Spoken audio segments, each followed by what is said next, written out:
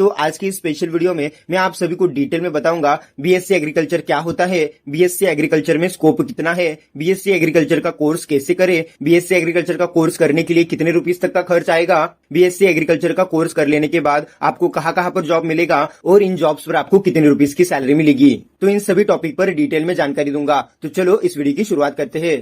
दोस्तों सबसे पहले हम लोग ये जान लेते हैं कि बीएससी एग्रीकल्चर क्या है और बीएससी एग्रीकल्चर में स्कोप कितना है।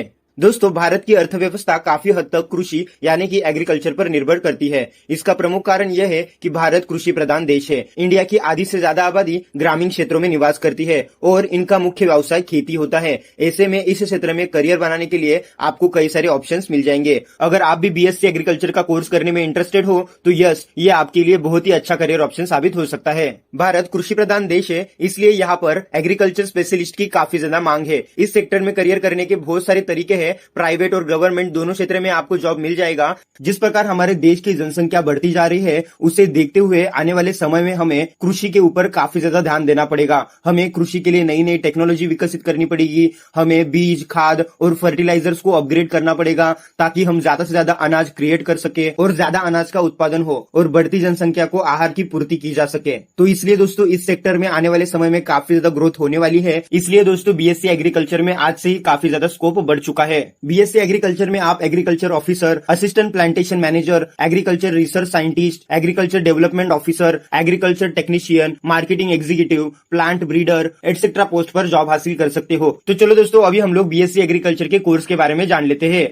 अगर दोस्तों आप भी इस सेक्टर में अपना करियर बनाने की ख्वाहिश रखते हो तो आपको सबसे पहले 10th पास आउट करना है और 12th के लिए एडमिशन लेना है साइंस की स्ट्रीम से। आपको साइंस की स्ट्रीम में फिजिक्स, केमिस्ट्री, मैथ्स या फिर physics, chemistry, maths and biology इन दोनों में से कोई भी सब्जेक्ट आप सिलेक्ट कर सकते हो। साइंस की स्ट्रीम का हर एक स्टूडेंट बीएससी एग्रीकल्चर का कोर्स कर सकता है। 12th पास आउट कर लेने के बाद आपको बीएससी एग्रीकल्चर के कोर्स के लिए एडमिशन लेना है।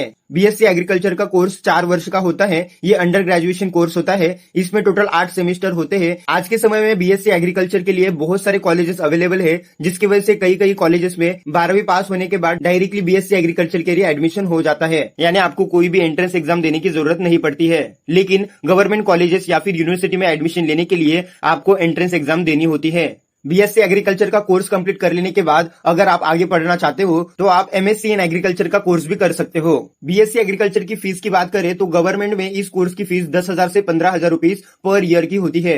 वही प्राइवेट कॉलेजेस में इसकी फीस 20,000 से 50,000 रुपीज तक की पर ईयर की होती है। यानी ये कोर्स 4 साल का होता है। तो गवर्नमेंट कॉलेजेस में बीएससी एग्रीकल्चर के लिए आपको लगभग 50,000 से 60,000 रुपए का खर्च आएगा और प्राइवेट कॉलेजेस में बीएससी एग्रीकल्चर का कोर्स कंप्लीट करने के लिए 1 लाख से 2 लाख रुपए तक का खर्च आएगा। दोस्तों अभी हम लोग जान लेते हैं कि बीएससी एग्रीकल्चर का कोर्स कंप्लीट कर लेने के बाद आपको किन किन पोस्ट पर जॉब मिलेगी और उन पोस्ट पर आपका क्या काम होगा और वहां पर आपको कितने रुपीस की सैलरी दी जाएगी। दोस्तों बीएससी एग्रीकल्चर का कोर्स कंप्लीट कर लेने के बाद आपको एग्रीकल्चर ऑफिसर के पोस्ट पर जॉब दिया जाता है। एग्रीकल्चर ऑफिसर कृषि से जुड़ी हुई कंपनियों में काम करता है। एग्रीकल्चर ऑफिसर का काम कृषि उत्पादकता बढ़ाने के लिए उनका मार्गदर्शन करना होता है। बीएससी एग्रीकल्चर का कोर्स कंप्लीट कर लेने के बाद आपको असिस्टेंट प्लांटेशन मैनेजर के पोस्ट पर भी जॉब दिया जाता है। असिस्टेंट प्लांटेशन मैनेजर का काम यह होता है फसल की ग्रोथ के लिए रिस्पॉन्सिबल होता है। यानी फसल की कटाई कब करनी चाहिए, फसल के लिए कौन कौन से खाद देने चाहिए ताकि उसकी ग्रोथ अच्छे से हो सके। तो ये सभी काम दोस्तों असिस्टेंट प्लांटेशन मैनेजर के अंडर में आता है। बीएससी एग्रीकल्चर का कोर्स कंप्लीट कर लेने के बाद आपको एग्रीकल्चर रिसर्च साइंटिस्ट के पोस्ट पर भी जॉब दिया जाता है।